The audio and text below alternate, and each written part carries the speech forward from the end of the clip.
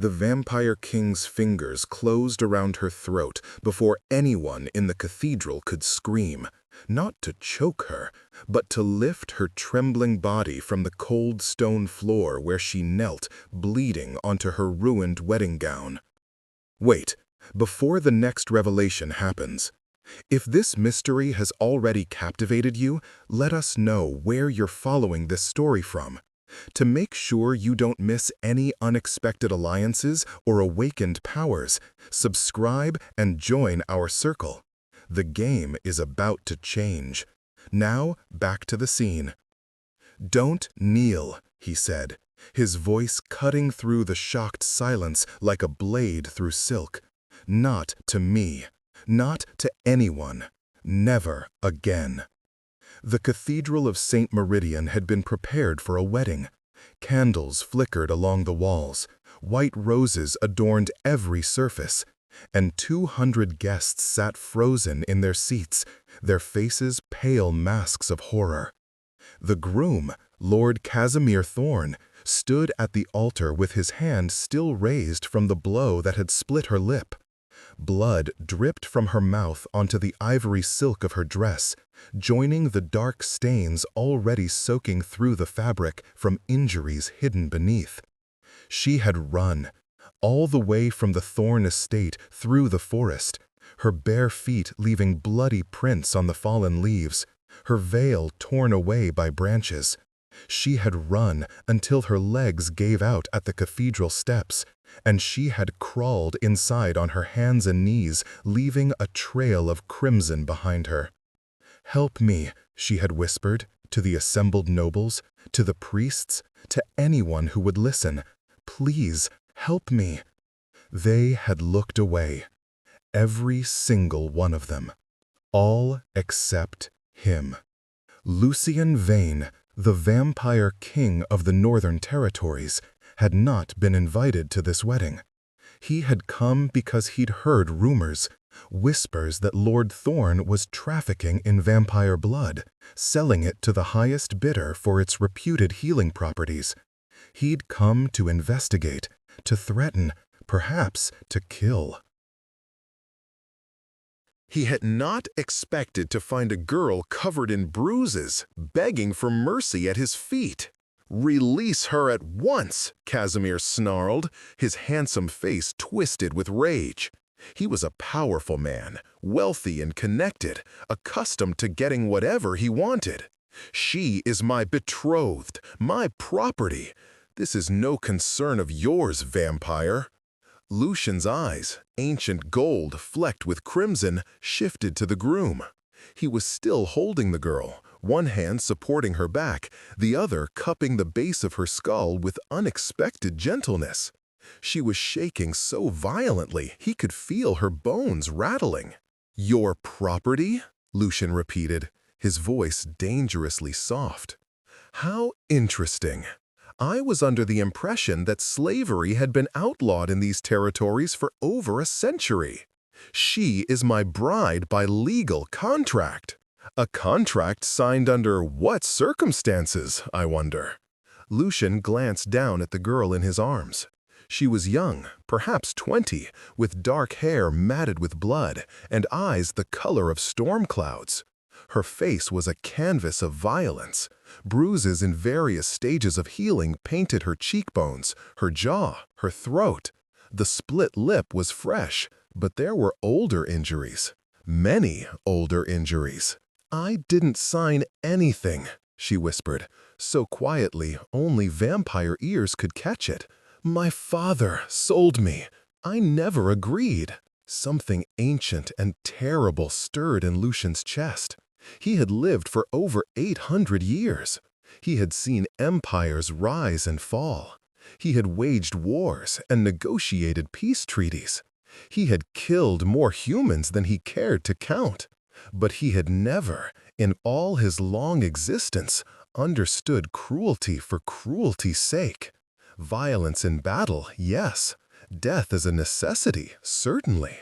But this, the systematic breaking of something helpless, something trusting, this he could not abide. "Her father is a drunk who owed me money," Casimir said dismissively. The debt was settled with her. Everything was done legally. Now return her before I summon the guards. Lucian smiled. It was not a pleasant expression. Summon them, please. I would very much enjoy the conversation that follows. The guests began to murmur nervously. Everyone knew who Lucian Vane was. The peace between vampires and humans in the Northern Territories was a delicate thing, maintained through careful diplomacy and mutual respect for boundaries. The Cathedral of St. Meridian was neutral ground, but Lucian's presence here, uninvited, during a human ceremony, was already a breach of protocol. Your Majesty, the High Priest stepped forward, his hands raised in placation. Perhaps we could discuss this matter privately. I'm sure there's been a misunderstanding. There has been no misunderstanding, Lucian said flatly. Lord Thorn has purchased a human being against her will and subjected her to systematic abuse. These are not the actions of a man entering into a holy marriage. These are the actions of a slaver and a torturer. You have no authority here, Casimir hissed. The Northern Territories are autonomous. You cannot simply— I can do whatever I wish, Lucian interrupted, his voice hardening to steel. Or have you forgotten the terms of the Treaty of Crimson Dawn? Any vampire may claim sanctuary for a human in danger. Any vampire may offer protection to one who asks for it. He looked down at the girl again. Did you ask for help, little one? She nodded, tears streaming down her bruised face. Yes, I begged them, all of them, but no one. I heard you, Lucian said gently, and I'm listening now. Do you want to marry this man? No. Her voice was stronger now, fueled by desperation. Never. I'd rather die. That won't be necessary.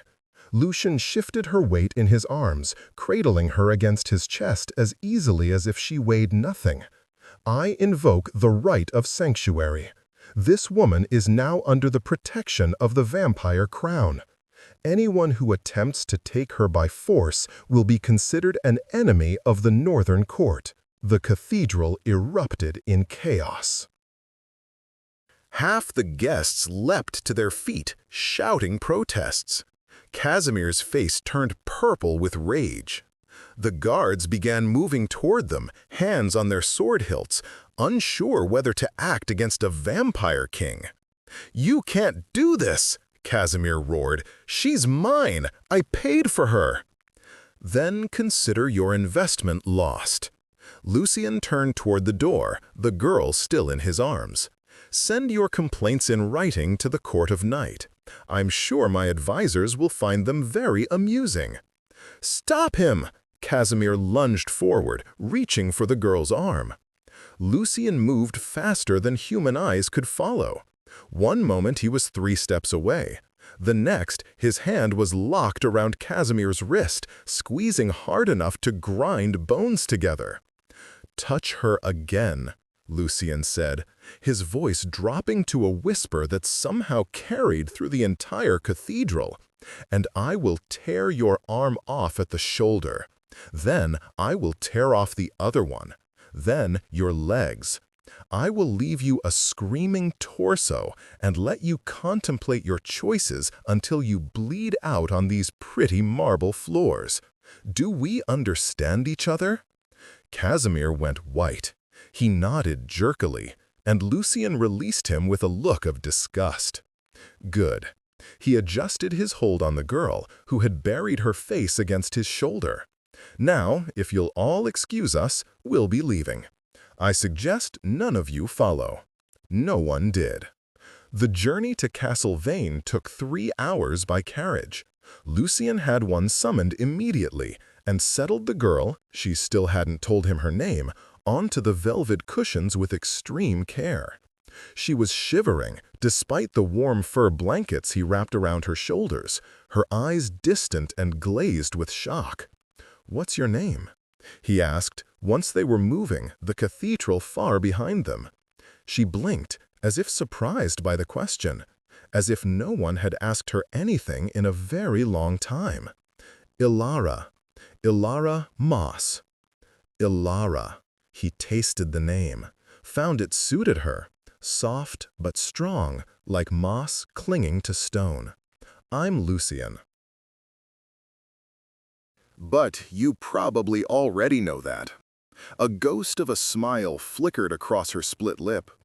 Everyone knows the Vampire King. They tell stories about you in the villages, about the War of Black Roses and the Night of Burning Crowns, and... She stopped, her expression darkening. And about how you hate humans, how you'd kill us all if you could. Lucian raised an eyebrow. If I wanted to kill all humans, I would have started in that cathedral. There were 200 of them and one of me. I could have been finished in time for dinner. Despite everything, she let out a startled laugh. Then she winced, touching her split lip gingerly. Why did you help me? It was a fair question. Lucian leaned back against the carriage wall, studying her in the dim light. Because you asked, because you needed it, because everyone else in that room was content to watch you suffer, and that, he paused, searching for the right words, that offends me on a fundamental level. But I'm human. I'm nothing. Why would you care? You're not nothing, he said sharply. And anyone who told you that is a fool or a liar or both. He saw her flinch at his tone and softened his voice. Ilara, I have lived a very long time. I've seen the worst humanity has to offer, and the best. I've known humans who were monsters and vampires who were saints. Cruelty has no species. Neither does courage. She was silent for a long moment, absorbing this. Then she asked, "What happens now? Where are you taking me?" "To my home, Castle Vane. You'll be safe there while we figure out what to do next." He saw panic flare in her eyes and added quickly, "You're not a prisoner. You can leave whenever you wish, but I would suggest waiting until you're healed at least, and until we're certain Lord Thorn won't try to reclaim you." "He will," Ilara whispered. "He doesn't like losing. And he paid my father 10,000 gold pieces for me. He'll want his money back, or," she swallowed hard, "or revenge. Then he'll have to get through me first." Lucian's smile was all teeth and edges, and I promise you, little one, that's not going to happen. The castle appeared as they crested the final hill, a massive structure of black stone and soaring towers perched on a cliff overlooking the Shadowmere River. Torches burned in every window, casting an eerie glow against the night sky. It looked like something from a nightmare, Ilara thought, a place where monsters lived. But the monster who carried her from the carriage did so with infinite care, mindful of her injuries. The monster who ordered his servants to prepare the finest guest room, to fetch the healer immediately, to bring food and warm water for bathing. The monster who stood in the doorway of her new room and said, "If you need anything, anything at all, ring the bell. Someone will come. I will come if you ask for me." "Why?" she asked again, because she still couldn't understand. "Why are you being so kind?" Lucian was quiet for a moment. Then he said, 800 years ago, I watched my sister die because no one would help her, because everyone was too afraid, or too indifferent, or too certain that her life didn't matter. I swore that day that I would never be one of those people, that I would never look away when someone needed help, that I would never let fear or convenience turn me into a coward. His golden eyes met hers. "I don't expect you to trust me, Ilara. I know what I am, but I need you to believe that you're safe here. Can you do that?" She wanted to say no. She wanted to run, to hide, to curl up somewhere dark and small and wait for the world to end. But there was something in his voice, something raw and real and achingly sincere, that made her nod instead. "Good," he smiled, and for the first time it reached his eyes. "Rest now. We'll talk more tomorrow." He was almost through the door when she called out, "Lucian?" He turned back. "Thank you," she said simply, "for listening, for not looking away." "Always," he promised. "I'll always listen." The healer arrived within minutes. A severe vampire woman named Sabine who clucked her tongue at Alara's injuries and immediately began mixing poultices and tinctures. She worked in efficient silence, cleaning wounds and applying salves, wrapping bandages around cracked ribs with practiced ease. "How long?" Sabine asked quietly when she was examining a particularly deep bruise on Alara's shoulder. "3 months," Alara whispered, "since my father made the deal. Casimir wanted to break me," he said, "to make sure I understood my place before the wedding." Sabine's jaw tightened. Men like that deserved to have their hearts torn out and fed to the wolves, slowly. She met Alara's startled gaze and shrugged. "I'm a healer, doesn't mean I'm nice." Despite everything, Alara found herself laughing again, really laughing, for the first time in months. It hurt her ribs, but it felt like breathing after being underwater. "You'll heal," Sabine said, her tone gentling. "The physical wounds, at least. The body is resilient. The rest—" She placed a cool hand over Alara's heart. "The rest takes longer, but you're in the right place for it. His Majesty may be a blood-sucking demon of the night, but he's surprisingly good at collecting broken things and helping them mend." "Is that what I am?" Alara asked. "We're all broken, child. The question is what we build with the pieces." Sabine packed away her supplies and headed for the door. "Sleep now. I've given you something for the pain. You'll wake up feeling better tomorrow, I promise." She did feel better the next morning, physically at least. The swelling in her face had reduced, her ribs didn't stab with every breath, and someone had left fresh clothes in her room while she slept. Simple but well made. A soft linen shift, a warm woolen dress in deep blue, leather slippers that actually fit. Alara dressed slowly, wincing at the lingering soreness, and ventured out into the hallway. The castle was magnificent in daylight, or what passed for daylight this far north, where the sun barely crested the horizon even in summer. Rich tapestries lined the walls, depicting battles and ceremonies she couldn't identify. Carved wooden doors led to countless rooms.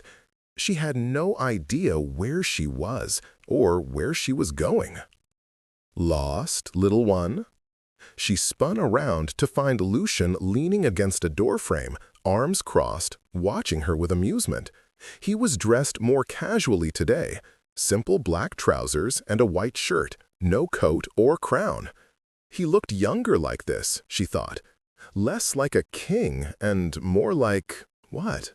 A man? Could you call a vampire a man? "I was looking for... I'm not sure, actually," she admitted. "I woke up and didn't know what to do." "Understandable. It's a large castle, easy to get turned around." He pushed off the doorframe and gestured down the hall. "Come, I'll show you around, and we can discuss your situation over breakfast." "Breakfast?" She glanced toward a window, noting the dim gray light. "Isn't it daytime? Don't you need to sleep?" "Common misconception," Lucian said, starting down the hallway at an easy pace. "I can walk in sunlight. It's just uncomfortable, like having a permanent headache. And I don't sleep during the day. I sleep when I'm tired, like anyone else, just less frequently." They walked through a maze of corridors, Lucian pointing out various rooms. The library, massive, 4 stories tall. The training grounds for the vampire guards who protected the castle. The conservatory, full of night-blooming flowers that perfumed the air with something sweet and strange. Finally, they reached a small dining room, intimate compared to the grand halls they'd passed. A table was already set with food, fresh bread, cheese, fruits, honey, All human food, she noticed. Nothing that required blood. I wasn't sure what you liked, Lucian said, pulling out a chair for her. So I had the kitchens prepare a variety. Eat whatever appeals to you. Ilara sat, eyeing the spread with suspicion. And what are you eating? He smiled wryly and produced a crystal glass filled with something dark and red. My usual. Don't worry, it's not human. We have an arrangement with the local hospitals. They save the expired blood for us. Waste not, want not. She must have looked skeptical because he laughed. I promise, Ilara, no humans were harmed in the making of this breakfast. I haven't fed from a living person in over 200 years. Why not? Because I don't have to, he said simply. And because consent matters, in all things. She thought about that while she ate. And she was hungry, she realized. Starving, actually. When had she last eaten? Yesterday morning? The day before? Casimir had controlled her food, her water, everything, rationing it out as rewards for good behavior, withholding it as punishment. Lucian watched her devour 2 pieces of bread and half a wedge of cheese before he spoke again. I need to ask you some questions about Lord Thorn, if you're up for it. Ilara's appetite vanished. She set down the bread. What do you want to know? Everything. How your father sold you. What Casimir did to you. What he's involved in.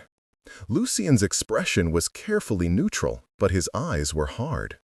I told you I came to that wedding because I'd heard rumors about vampire blood trafficking. I need to know if Casimir was part of that. I don't know about vampire blood, Ilara said slowly, but I know he was involved in something illegal. He had meetings late at night with men in cloaks. They'd go down to the cellars and stay there for hours. Sometimes I'd hear screaming. Lucian's grip on his glass tightened. Did you ever see what was in those cellars? Once, by accident. I got lost looking for the kitchens and opened the wrong door. She shuddered at the memory. There were cages and people in them. Thin people, pale people. They looked, she struggled for the right word, drained. Fuck, Lucian said quietly. He was farming them. Farming?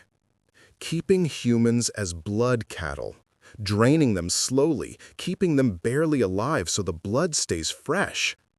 His voice was tight with fury. It's been illegal for 3 centuries. Any vampire caught doing it faces execution. If Casimir was supplying human traffickers with victims, providing them with a place to operate, he'd be just as guilty, Ilara finished. Is that why you helped me? Because you needed information about him? No, Lucian said firmly. I helped you because you needed help. The information is, let's call it a fortunate bonus. But Ilara, this changes things. If Casimir is involved in blood trafficking, he's not going to let this go. He can't afford to have you as a witness. You've seen too much. Fear curdled in her stomach. What are you saying? I'm saying that my protection isn't temporary. I'm saying that you'll need to stay here, under my guard, until we can dismantle Casimir's operation and ensure he can't hurt you. Lucian leaned forward, his gaze intense. I'm saying that your life just got considerably more complicated, and I'm sorry for that. But I promise you, I will keep you safe, no matter what it takes.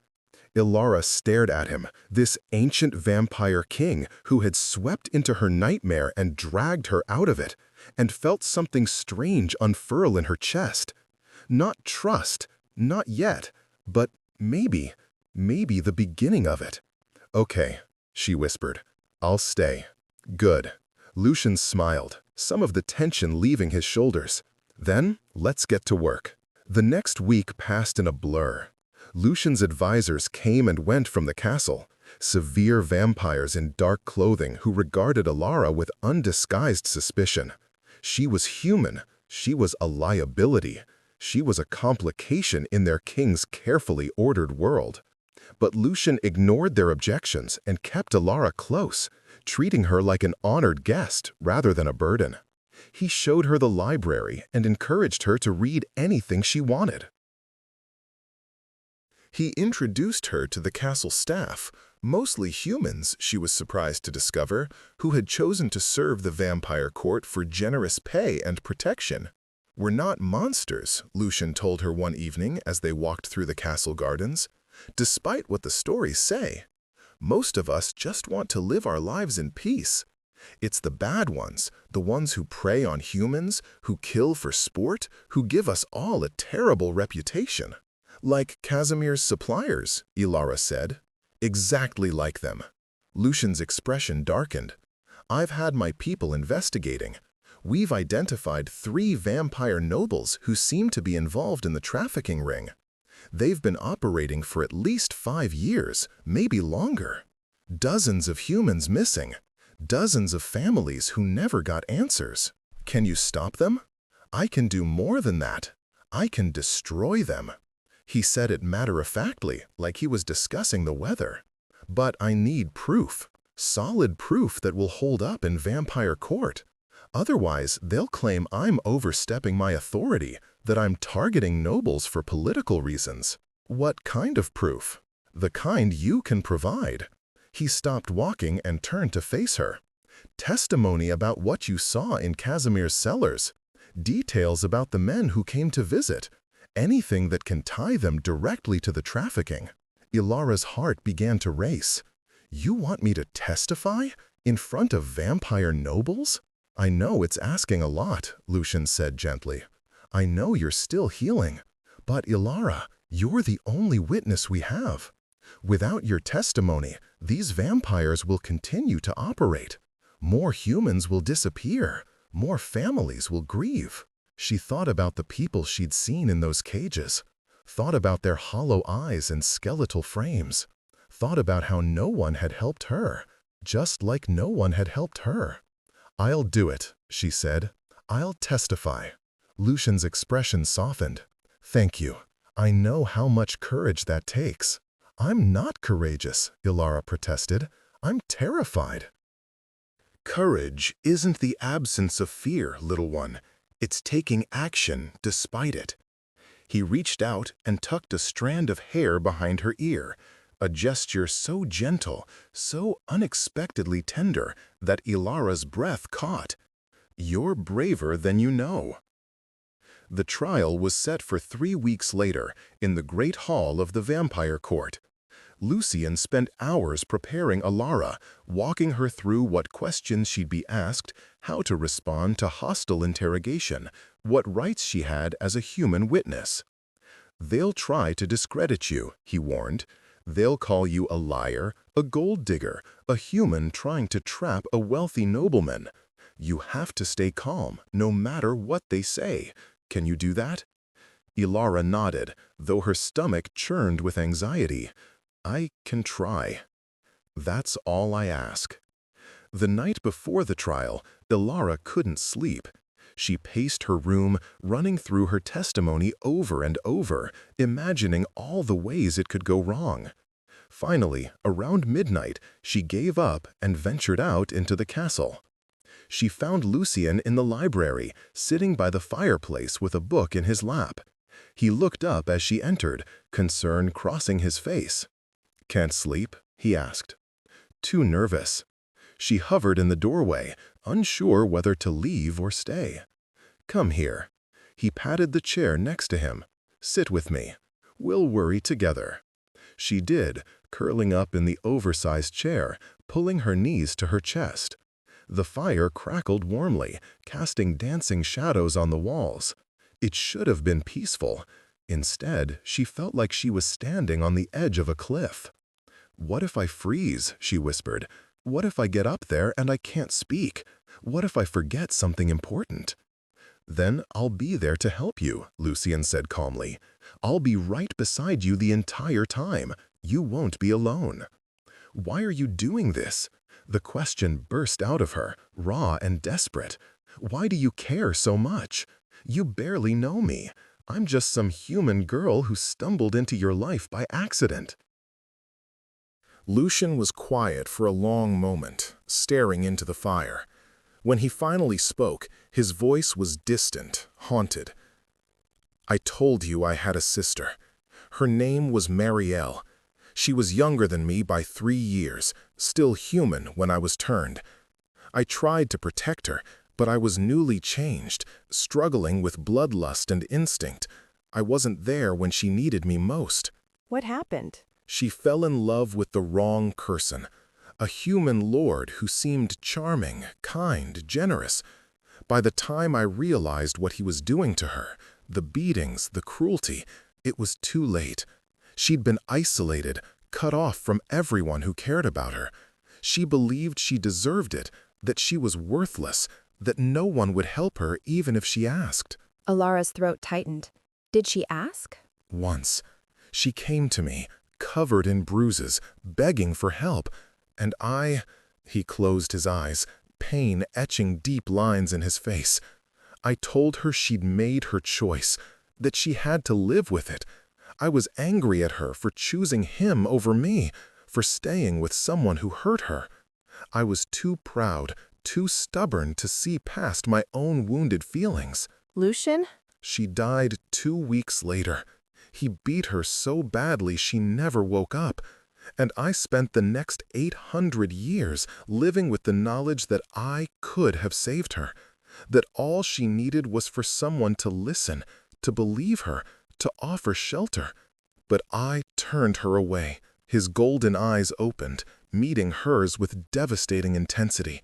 So when I see someone suffering, someone asking for help, I can't walk away. I won't, not ever again. Alara's eyes burned with tears.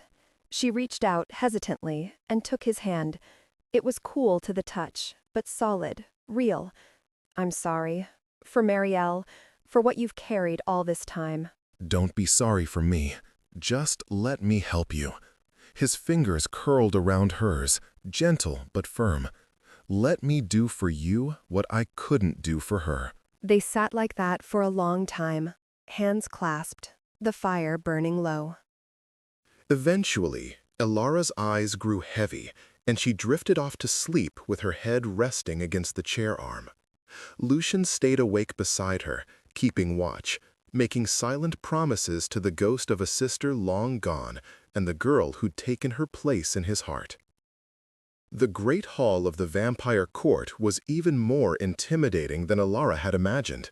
The ceiling soared 50 feet overhead, supported by massive columns carved with images of battles and conquests. Hundreds of vampires filled the benches, their eyes gleaming in the torchlight, their expressions ranging from curious to hostile. At the far end of the hall, a raised dais held 5 throne-like chairs, the seats of the High Council, the vampire lords who governed alongside Lucian. They watched as she entered, flanked by Lucian on one side and 2 guards on the other. "This is madness," hissed Lord Corvus, one of the accused nobles. He was a thin vampire with silver hair and cold blue eyes. "You would bring a human to testify before this court? What precedent does this set?" "The precedent that truth matters," Lucian replied calmly, "that justice applies to all, regardless of species. Or would you prefer we return to the old ways? Blood feuds and midnight assassinations?" Corvus's lip curled. At least those were honest. Silence. Lady Morgana, the eldest of the High Council, raised her hand. "The human will give her testimony. We will hear what she has to say. Then we will decide." She turned her ancient gaze on Elara. "Child, do you swear to speak truth before this court? To answer all questions honestly, holding nothing back?" Elara's voice was steady as she replied, "I do." "Then begin." She told them everything. About her father's debt and Casimir's bargain. About the 3 months of escalating violence. About the cages in the cellars and the pale, hollow-eyed people trapped inside them. About the cloaked men who came at night and the screams that echoed through the walls. The vampires listened in rigid silence. Some looked skeptical. Others looked disturbed. Lady Morgana's expression never changed, but her fingers tightened on the arms of her throne. When Alara finished, Lord Corvus stood. A pretty story, but where's the proof? This girl admits she was desperate to escape her betrothal. How do we know she's not fabricating these accusations to justify breaking her contract? My contract was void, Alara said, her voice gaining strength. I never signed it. My father had no right to sell me. A technicality. The debt was real. The agreement was binding. Binding agreements require consent from all parties, Lucian interjected. Human law is clear on this point. You may not agree with it, Corvus, but you must respect it. We're bound by treaty to honor human legal customs. Human legal customs, Corvus sneered, as if we should— Enough. Lady Morgana's voice cracked like a whip. Corvus, you've made your position clear. Does anyone else wish to question the witness? Lord Theron, another accused noble, leaned forward. He was younger than Corvus, with dark hair and a handsome face. I have a question. Girl, you say you saw cages. How many? 6, Alara answered. And how many were occupied? 4. 2 men, 2 women. Did you speak with them? No, I only saw them for a moment before I was found and dragged away. Theron smiled coldly. So you never confirmed they were being held against their will? Never heard their stories? For all you know, they could have been criminals, imprisoned for their crimes. In Lord Thorne's private cellar? Alara challenged. What crime would warrant that? Theft, perhaps. Trespassing. There are many possibilities. They looked starved, drained, like they'd been bled repeatedly. Conjecture, Theron said dismissively. You saw thin people and jumped to conclusions. Hardly compelling evidence. Lucian's hands clenched into fists, but he kept his voice level.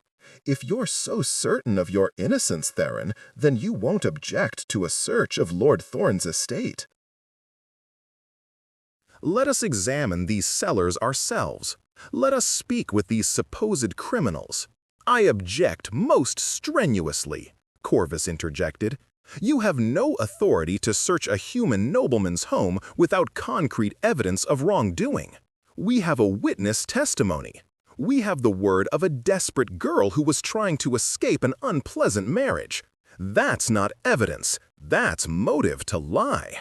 The hall erupted in arguing voices. Some vampires agreed with Corvus. Others sided with Lucian.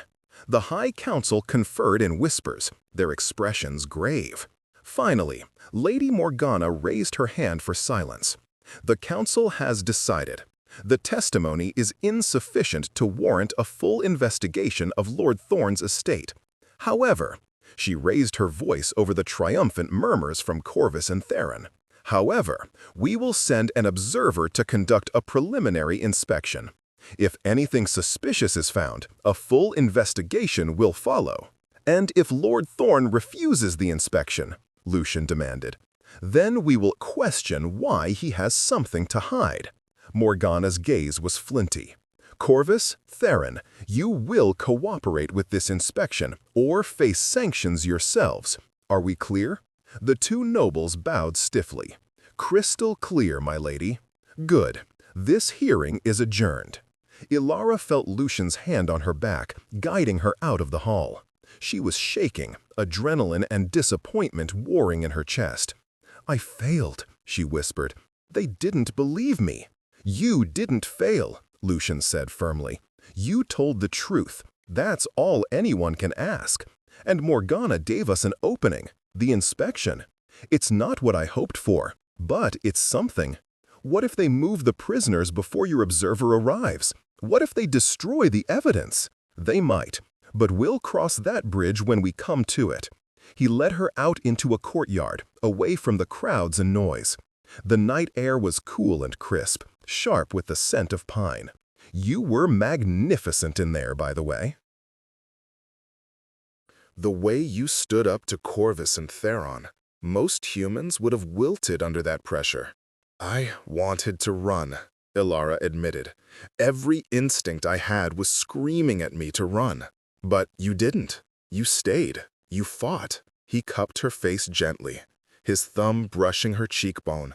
You're stronger than you think, Ilara Moss. She leaned into his clutch, feeling something shift between them. It had been building for weeks, this strange connection, this understanding that went beyond words. She was human, and he was vampire. She was broken, and he was ancient. By all logic, they should have nothing in common. But logic had nothing to do with the way her heart raced when he was near. Logic couldn't explain why his presence made her feel safer than she'd ever felt in her life. "Lucien," she whispered. A guard burst into the courtyard, his face pale. "Your Majesty, we've received word from Lord Thorne's estate. There was a fire. The manor burned to the ground last night." Lucien's expression went cold, and the cellars collapsed. Nothing left but rubble and ash. What about survivors? The people who were imprisoned there? The guard shook his head. No bodies recovered. If anyone was trapped inside, they're gone, Lucien finished. His voice was flat, emotionless, but Ilara could see the rage burning behind his eyes. Of course they are. How convenient. There's more, sir.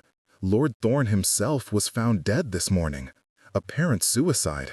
He left a note confessing to financial crimes and asking for forgiveness. Suicide, Lucien repeated. How remarkably tidy. And I'm sure this note makes no mention of vampire trafficking or noble conspirators. None whatsoever. Lucien swore viciously in a language Ilara didn't recognize. They're cleaning up loose ends, destroying evidence, silencing witnesses. Corvus and Theron are covering their tracks.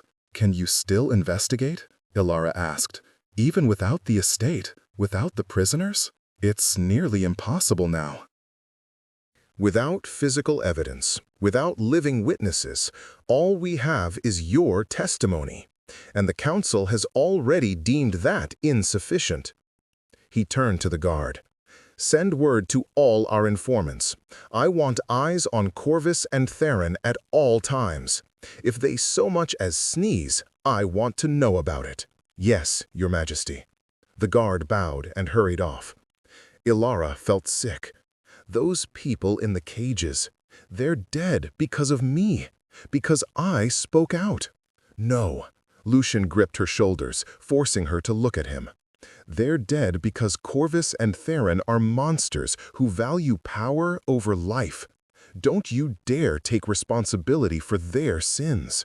But if I hadn't testified, then they would have died eventually anyway. These traffickers don't keep witnesses alive, Ilara. The people in those cages were already doomed the moment they were taken. You didn't cause this. You just brought it to light. She wanted to believe him, but the guilt was crushing, suffocating. What do we do now? We adapt. We find another way. His jaw tightened. And we make sure that when we finally bring these bastards down, they stay down. The weeks that followed were tense. Lucien's spies reported unusual activity, secret meetings between nobles, shipments of goods with false manifests, whispers of a new trafficking route opening in the Eastern Territories. But nothing concrete, nothing they could act on. Ilara threw herself into research, spending hours in the library reading everything she could find about vampire law, human-vampire relations, historical trafficking cases. She was looking for precedent, for some legal avenue they hadn't considered. One night, she found something. "Lucien!" She burst into his study, an ancient tome clutched in her hands. "I found it! I found a way!" He looked up from the map spread across his desk, surprise flickering across his face. "What did you find?" "An old law, from the Treaty of Crimson Dawn." She set the book down, her finger marking the relevant passage. It says that any vampire noble accused of crimes against humanity can be challenged to a trial by blood. It's a formal duel, Accuser versus accused. Winner takes all. Lucian read the passage, his expression darkening. Ilara, this law hasn't been invoked in over 400 years. It's practically archaic, but it's still valid. It was never repealed. She leaned over the desk, excitement making her voice rise. Don't you see? You can challenge Corvus and Theron directly. Force them to face you in combat. If you win, they're found guilty automatically. And if I lose, they're exonerated forever. Ilara, this is incredibly risky. You're one of the oldest vampires alive. You're the king. You fought in dozens of wars. You wouldn't lose. You have more faith in me than I do. But he was studying the passage now, his strategic mind already working through the implications. It would force their hand. They'd have to accept or look like cowards in front of the entire court. Exactly. It's dangerous, he warned. Trials by blood are fought to the death. No mercy, no surrender. Even I could fall, but you won't. Ilara reached out and took his hand. I trust you. And those people, the ones who died in the fire, the ones who are still out there being trafficked, they deserve justice. This might be the only way to get it for them. Lucian stared at their joined hands for a long moment.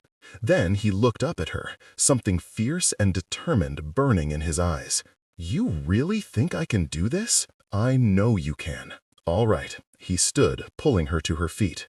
Then we'll invoke the trial by blood. We'll challenge these bastards and end this once and for all. The challenge was issued the next day. Lucian, standing before the High Council in full royal regalia, formally accused Lord Corvus and Lord Theron of crimes against humanity and invoked his right to trial by blood.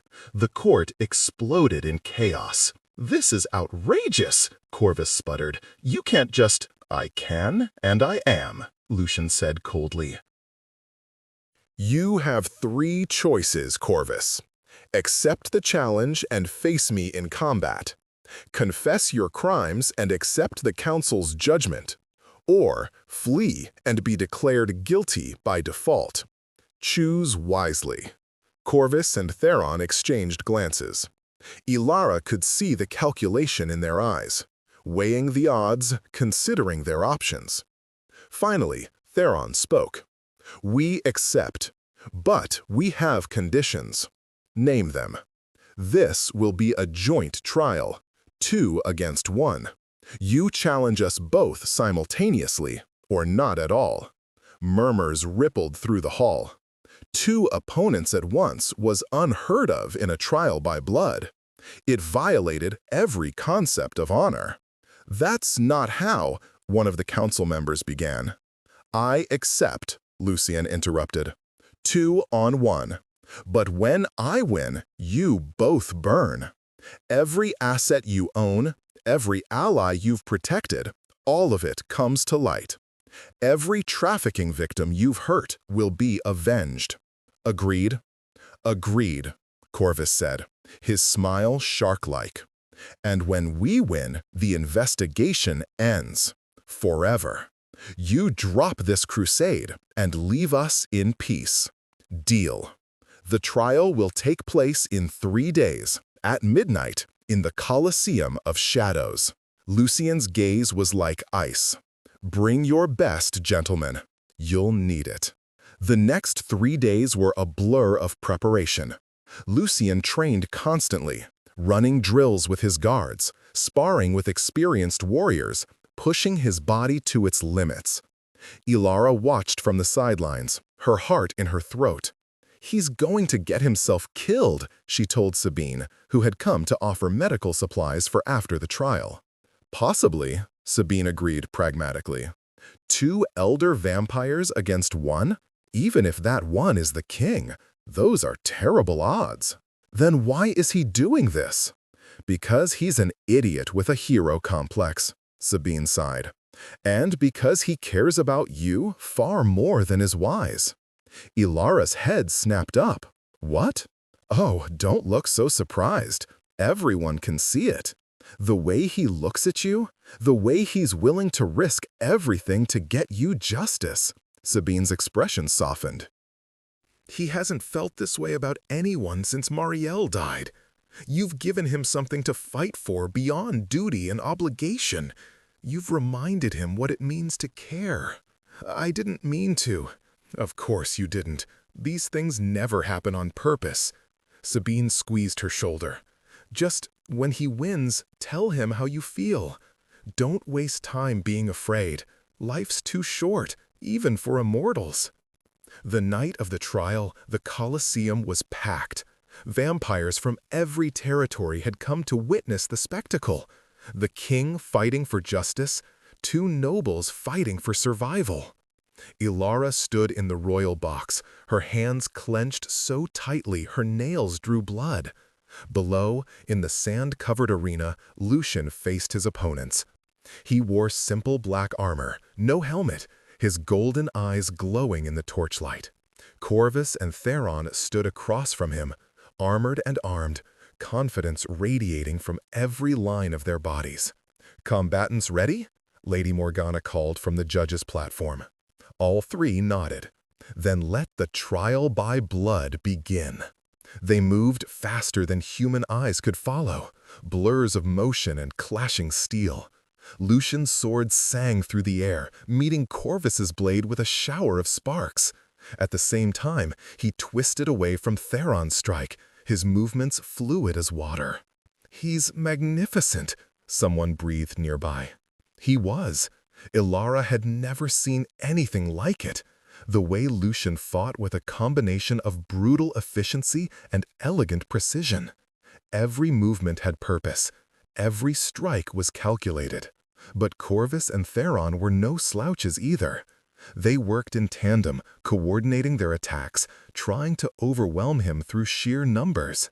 Lucian took a hit, Corvus's sword scoring a line across his ribs. Blood bloomed on his armor. The crowd gasped. "Get up," Ilara whispered. "Please get up."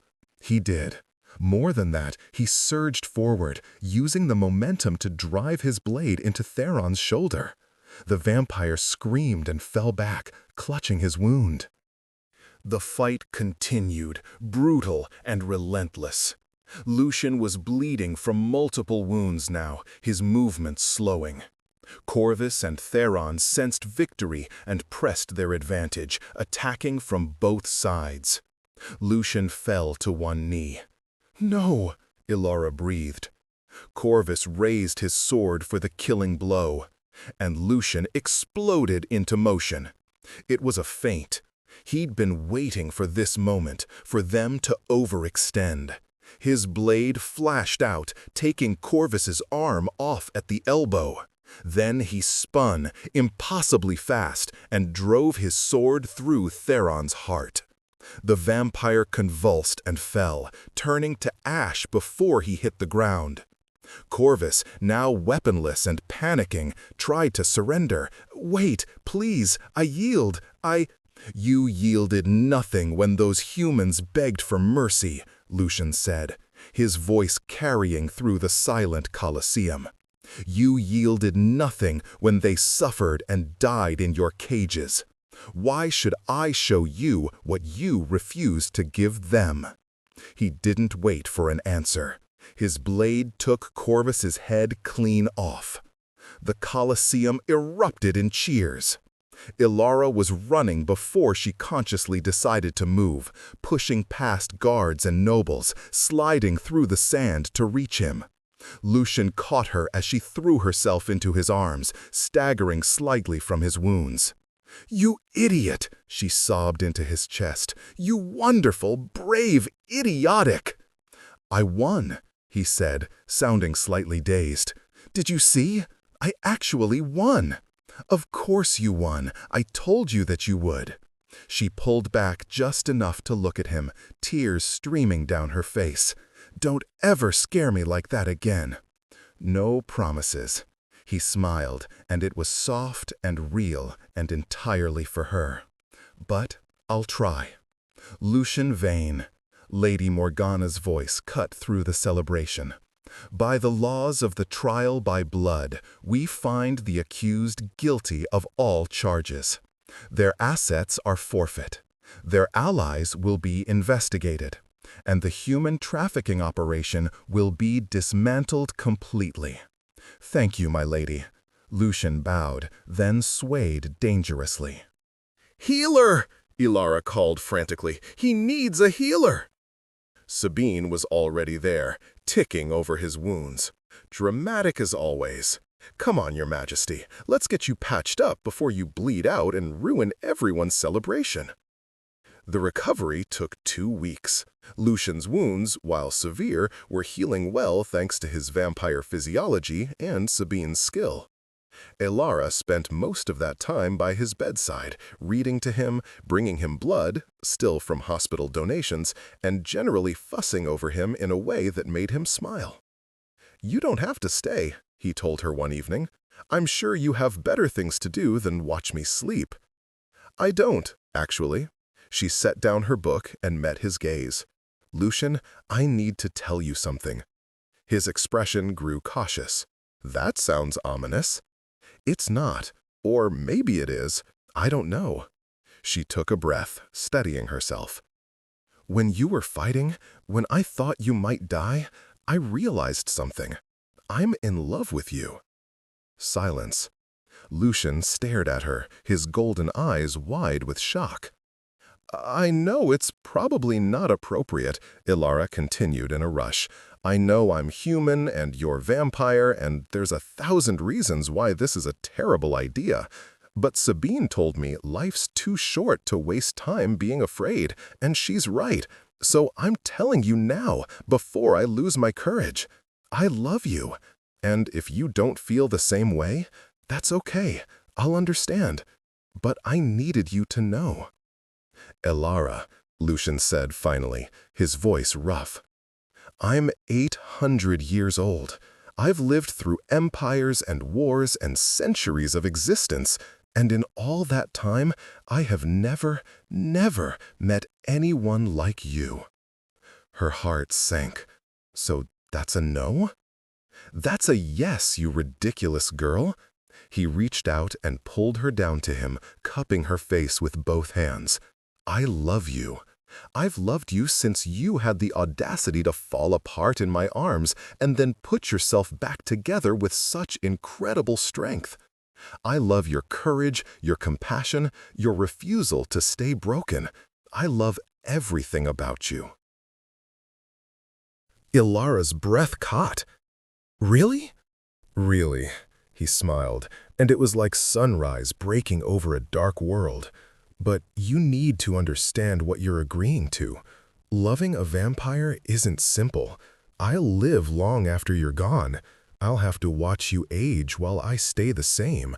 Then turn me," she interrupted. "When I'm ready, when I've lived enough of my human life, turn me. Let me stay with you." "Ilara, I mean it. I don't want forever without you. I'd rather have forever with you." She kissed him softly, carefully, mindful of his injuries. "So yes, I'm agreeing to this, to all of it, to you." Lucian kissed her back, deep and desperate, and full of 800 years of loneliness finally ending. "You're sure?" "Completely," she grinned against his mouth. "Besides, someone needs to keep you from getting into fights with 2 vampires at once. Clearly, you can't be trusted on your own." He laughed, really laughed, the sound bright and young. Fair point. They stayed like that for a long time, wrapped in each other, the future uncertain but no longer frightening. Outside, the sun was setting, painting the sky in shades of gold and crimson. A new beginning, Ilara thought, for both of them. 3 months later, the investigation into the trafficking ring was complete. 17 nobles were implicated, their holdings seized, their operations shut down. 43 human victims were recovered from various locations and given medical care and rehabilitation support. Ilara testified again, this time to a much more receptive court. Her words, combined with the evidence recovered from Corvus's estate, hidden in a location his lawyers didn't know about, were enough to convict everyone involved. "Justice," Lady Morgana pronounced, "has been served." That evening, Lucian and Ilara sat in the castle gardens, watching the stars emerge. She was curled against his side, his arm around her shoulders, perfectly content. "What are you thinking?" he asked. "That I used to be afraid of vampires," she admitted. "I used to think you were all monsters. And now? Now I know better. Monsters aren't defined by what they are. They're defined by what they do." She tilted her head to look up at him. "And you, Lucian Vane, are no monster." High praise from the girl who makes me want to be better than I am. He pressed a kiss to her forehead. "Thank you, Ilara, for trusting me, for believing in me, for staying." "Always," she promised. "I'll always stay." And she meant it. Years later, when she was ready, Lucian would turn her, and they would have eternity together. But for now, this moment was enough. A human girl and a vampire king watching the stars together, proving that love could bridge any divide, that courage could overcome any fear, that sometimes the best way to heal from a broken past was to build an extraordinary future. And that, when someone says, "Don't kneel," when they lift you up instead of pushing you down, everything changes. Everything begins again.